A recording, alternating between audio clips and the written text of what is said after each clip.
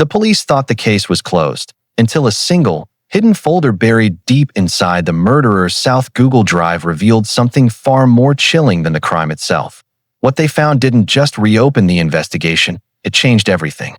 The rain had been relentless that evening, hammering against the courthouse windows as the final gavel came down.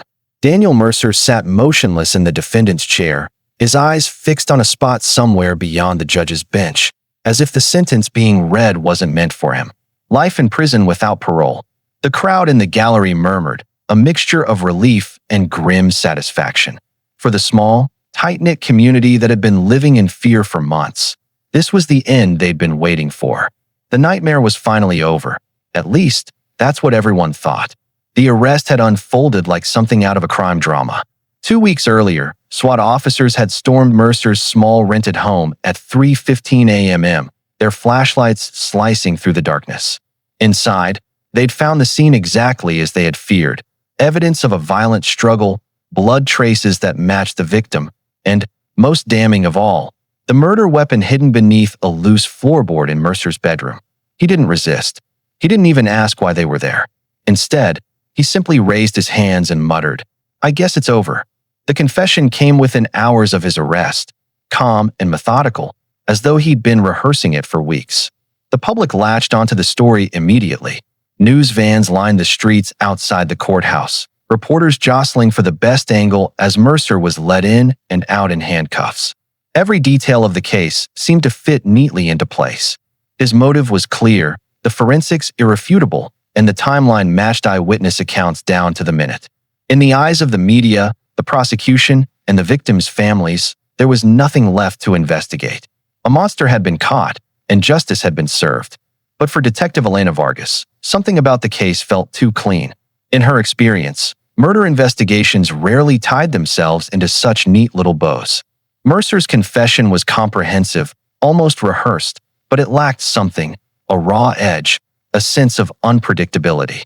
It was as if he wanted them to stop digging. She mentioned her unease to her partner, Detective Harris, who shrugged it off. "We've got the guy, Elena. Sometimes it really is that simple." But Vargas had learned long ago that simple, in homicide work, was usually an illusion. It was during a routine case debrief at the precinct that the idea to sweep Mercer's digital footprint came up. Protocol required a full examination of a suspect's devices and online accounts. But given the strength of the case, most believed it would be a formality, nothing more than a box to tick before archiving the file. Vargas wasn't convinced. She requested access to his email accounts, cloud storage, and search histories, insisting that every corner of his online life be mapped out. The tech team rolled their eyes but complied. After all, the man was already convicted. Whatever they found wouldn't change much. The initial scan of Mercer's digital activity was unremarkable. Personal emails, a handful of social media accounts, and a cloud drive that appeared to be used mostly for work documents and mundane photos. But then, a small anomaly caught the eye of Chris Larkin, the lead cyberforensic analyst. He noticed irregular login times for Mercer's Google account, many of them in the early hours of the morning and from IP addresses scattered across different cities. There was no sign Mercer had traveled to those places. This meant one of two things. Either someone else had been accessing his account, or Mercer had been using a VPN to disguise his location. The deeper they dug, the stranger it became. Hidden within the storage logs was a dataset that didn't appear in the visible folder structure, a ghost entry that suggested the existence of a concealed directory. To the untrained eye, it would look like nothing more than an empty placeholder file. But to Larkin, it screamed intentional obfuscation. This was not something a casual user could set up. Whoever created it had gone out of their way to hide it from even the most thorough surface searches. When Vargas heard about the anomaly, her pulse quickened. She knew that criminals often left digital breadcrumbs without realizing it. But in Mercer's case, this felt deliberate, almost like a challenge. Why hide something so well if you've already confessed? Unless, of course, what you were hiding was worse than what you'd already admitted to. She instructed Larkin to keep digging, even if it meant bending a few procedural rules. Officially, they were supposed to wait for an additional search warrant to go after encrypted or hidden files. Unofficially, Vargas wasn't about to let bureaucracy bury whatever Mercer had buried in that drive. It took nearly 48 hours for the team to crack the encryption. The password protection was layered, involving both a traditional lock and a form of steganography, embedding data within innocuous-looking files to disguise its true nature. At first, they found nothing but random fragments of code and corrupted thumbnails. But then, buried inside a seemingly harmless PDF of a restaurant menu, they found the string of text that unlocked the final layer. Before they opened it, Vargas stood over Larkin's shoulder, her jaw set. She had been in homicide long enough to know that some things, once seen, couldn't be unseen. But in that moment, her curiosity outweighed her caution. With one keystroke, the folder revealed itself in the corner of the screen, its title sitting there in stark, almost mocking defiance. "Do not open." The room fell silent. No one spoke, but everyone felt the same thing, that whatever was inside would not only reshape their understanding of Mercer, but might also unravel the comfort they had in believing this case was neatly tied up. This was no longer about confirming guilt. It was about discovering how deep the darkness really went. No one moved as the folder's name glowed faintly on the monitor, almost daring someone to click it. The hum of the computers filled the silence, the rhythmic sound of cooling fans suddenly sounding more like a warning than background noise. Detective Vargas gave a slow nod to Larkin, who hesitated only for a fraction of a second before double-clicking the file. The screen flickered, a progress bar crawling forward at an agonizing pace, as if the folder itself resisted being opened. When the contents finally appeared, the tension in the room thickened. Vargas ordered the team to catalog everything before reviewing it in sequence. But curiosity kept pulling them forward. The second file was worse. It wasn't footage of the crime they knew Mercer had committed. It was from a completely different location, one that none of them recognized. A young woman, bound to a chair, stared directly into the camera, her lips trembling as if she wanted to speak but didn't dare. There was a clock in the background showing the time, 2:47 a.m. The file cut off mid-frame, with no explanation of what happened to her. As more files were opened, a horrifying pattern began to emerge. The timestamps and metadata placed Mercer at multiple locations over the span of 10 years, places where people had gone missing but were never connected to him. Until now. Every image, every soundbite was a breadcrumb leading to another unsolved disappearance. And the sheer number of files suggested these weren't isolated incidents. This was an ongoing, calculated operation. One audio file in particular made the room go cold. It was a phone call, recorded without the other person's knowledge. Mercer's voice was calm, almost friendly, as he spoke to someone named Mark. The conversation was vague but deeply unsettling. Phrases like, "the next one's ready," and "you handle the cleanup," hinted at collaboration. Vargas replayed the clip 3 times, each repetition making her stomach sink deeper. If this Mark existed, Mercer hadn't been working alone. The folder also contained a series of text documents. At first glance, they read like journal entries, mundane notes about the weather, grocery lists, errands. But woven between these banal details were chilling statements that stood out like splinters. Tested restraints. Held for 36 hours without injury. Noise from basement audible in upstairs hallway. Need to reinforce door. Subject number 7 reacted differently to stimulus. Document for later. These weren't diary entries. They were research notes, meticulously cataloged for some grotesque purpose. Larkin's hands shook as he scrolled further down the list. The final document they opened was titled simply Plans. Inside was a bulleted list with dates attached, dates that hadn't yet happened. Locations were listed next to them. Parks, alleys, residential streets. In some cases, names were included. Vargas recognized one of them instantly. It was a woman who had testified against Mercer during his trial. She was still alive for now. The realization hit the room like a physical blow. This wasn't just evidence of past crimes. This was a blueprint for future ones. Mercer hadn't intended to stop, not even after the murder that got him caught.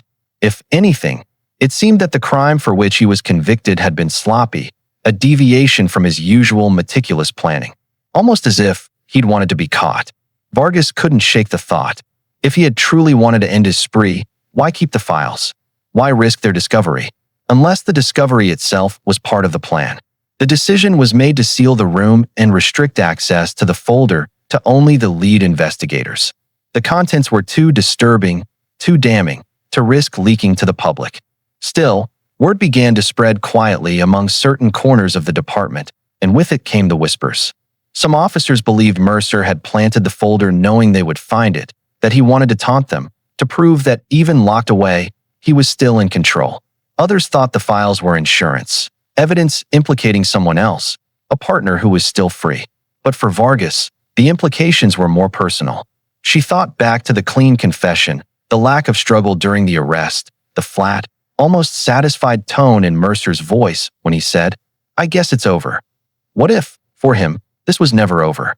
What if the arrest was merely the opening move in a larger, darker game?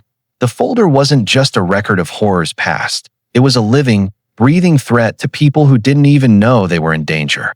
By the time the review ended, it was past midnight. The team sat in silence, each one grappling with the weight of what they had seen. Vargas closed the laptop, her reflection briefly staring back at her in the darkened screen. She knew this was no longer just about Daniel Mercer. This was about whoever Mark was, about the names on that list, about the empty chairs in police stations across the country where families still came looking for answers. The folder had given them those answers, but at a cost she wasn't too sure they were ready to pay. The room felt heavier in the days that followed, as though the air itself had absorbed the weight of what they'd uncovered. The files were no longer just evidence. They were a portal into a mind so methodical, so disturbingly patient, that even seasoned detectives struggled to process it. Every scrap of data pointed to a single truth. Daniel Mercer's crimes were far from isolated. The sheer range of dates and locations tied to the videos and documents stretched back more than a decade, long before his name had ever appeared on any police radar. And each connection pulled at threads leading to cases that had been gathering dust in cold case archives, their victims long reduced to faded photographs on corkboards. Detective Vargas spent hours cross-referencing the faces from the videos with missing persons databases. Slowly, the grainy footage gave way to names, identities, and histories. A boy last seen walking home from school in 2012. A nurse who vanished during a night shift in 2015. A hitchhiker whose disappearance had been dismissed as voluntary.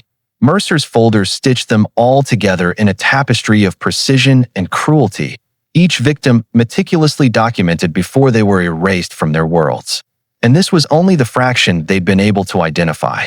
Then came the discovery that rattled even the most skeptical investigators. In several of the files, Mercer wasn't alone. The other man's face was never fully visible, always turned away, obscured by shadows or cropped out of frame, but his presence was unmistakable. His voice appeared in the background of more than one clip, low, steady, and disturbingly familiar to anyone who had replayed the recorded phone call with Mark. Mercer had not only acted with assistance, he had shared these moments with someone who knew exactly what was happening, someone who had been comfortable enough to stand in the same room while a life was being dismantled. The possibility of an accomplice forced the investigation into overdrive. Every second wasted felt like another opportunity for Mark to disappear, taking with him any chance of stopping future crimes. But the folder held no direct leads, no clear photographs, no personal details, just the chilling confirmation that Mercer had not been working alone. It was as though the files were intentionally crafted to implicate without identifying, to create a sense of dread without handing over a clean arrest. Buried in the deeper layers of the folder were documents that read like operational plans. They described not only how victims had been targeted, but also intricate strategies for avoiding detection, changing vehicles every 3 months, using disposable phones, staging crime scenes to mimic accidental deaths. One file in particular, labeled Continuity, described how the work must continue regardless of circumstances, implying that Mercer's imprisonment was merely a logistical setback, not an end. It was this document that convinced Vargas beyond any doubt that Mark was still active. The psychological profile of Mercer began to shift in light of the new evidence. He was no longer simply a murderer caught by his own carelessness. He was part of something calculated, something with rules, structure, and long-term goals. The idea that his arrest might have been deliberate began to fester among the team. If Mercer knew the folder existed, and he had to have known, why hadn't he destroyed it? Why leave behind such an incriminating trail unless it served a larger purpose? It was a week into the renewed investigation when Vargas received a sealed envelope at her desk. Inside was a single photograph, an image of her standing in front of the courthouse the day of Mercer's sentencing. Written across the bottom in neat, block letters were the words, "You're looking in the wrong place." There was no return address, no fingerprints, nothing but the faint scent of cigarette smoke clinging to the paper. The implication was clear. Someone was watching her, and they knew exactly how close she was getting. The ripple effects of the folder's contents spread quickly beyond the investigation.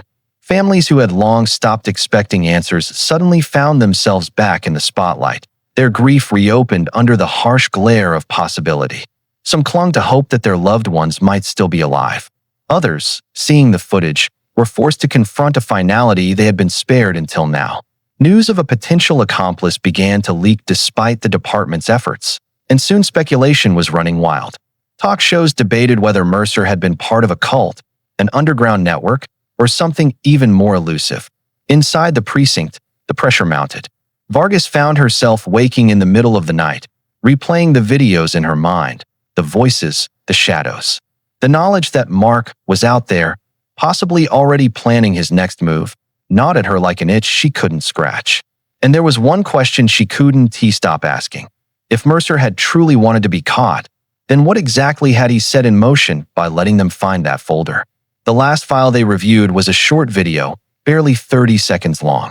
It showed an empty chair in the center of a dark room, a single bulb swinging above it. In the corner of the frame was a digital clock, its numbers glowing red, 3:15 a.m. The camera lingered on the chair for most of the clip, until finally, a figure stepped into view, only the lower half of his body visible. He placed something small and metallic on the seat, leaned down as though whispering to it, and then stepped back into the darkness. The clip ended there, but the message was clear. This was not over. As Vargas shut down the monitor, she realized the investigation had shifted into something far more dangerous than she had anticipated. The folder had begun as a hidden cache of horrors, a digital tomb of Mercer's crimes. But now, it was something else entirely, a living threat, a promise that the darkness he had cultivated for years was still alive, moving, and watching. And the worst part was knowing that, somewhere out there, Mark might already be waiting for the next name on the list.